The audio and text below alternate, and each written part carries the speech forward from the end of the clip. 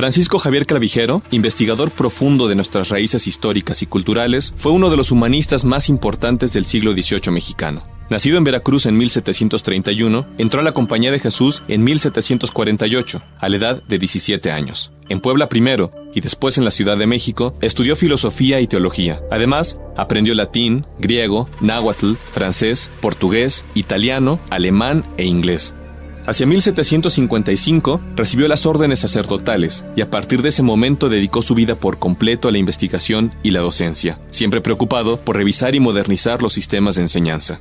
Vivió los últimos 20 años de su vida en Italia, exiliado tras la expulsión de los jesuitas de los dominios españoles en 1767.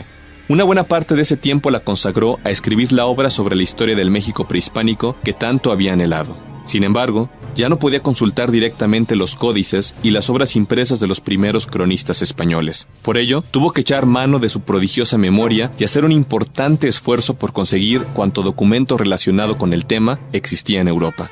Al final, pudo completar los 10 libros que integran su historia antigua de México. Esta obra constituye un valiosísimo estudio sobre las instituciones culturales del México prehispánico, que observa y presenta a los pueblos indígenas no como una mera curiosidad exótica o arqueológica, sino como parte integrante de la cultura universal. De esta obra, presentamos a continuación un fragmento sobre el carácter de los mexicanos.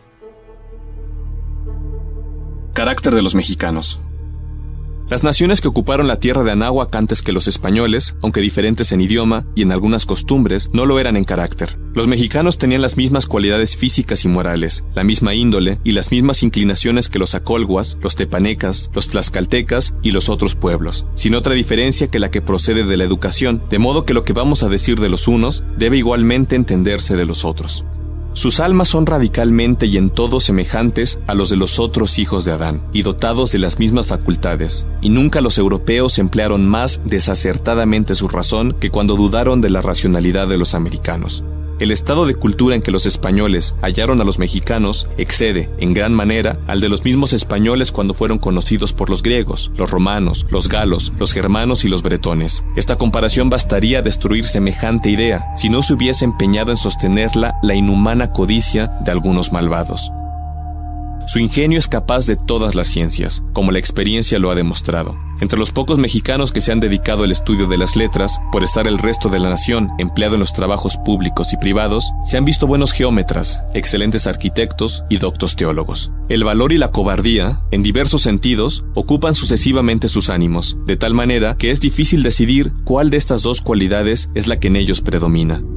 Se avanzan intrépidamente a los peligros que proceden de causas naturales, mas basta para intimidarlos la mirada severa de un español. Esa estúpida indiferencia a la muerte y a la eternidad que algunos autores atribuyen generalmente a los americanos, conviene tan solo a los que, por su rudeza y falta de instrucción, no tienen aún idea del juicio divino.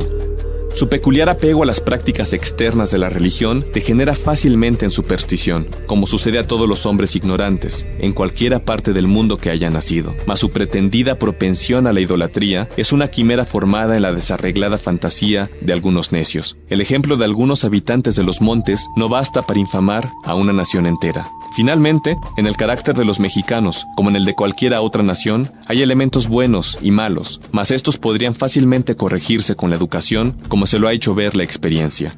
Difícil es hallar una juventud más dócil a la instrucción que la de aquellos países, ni se ha visto mayor sumisión que la de sus antepasados a la luz del Evangelio. Por lo demás, no puede negarse que los mexicanos modernos se diferencian bajo muchos aspectos de los antiguos, como es indudable que los griegos modernos no se parecen a los que florecieron en tiempo de Platón y de Pericles.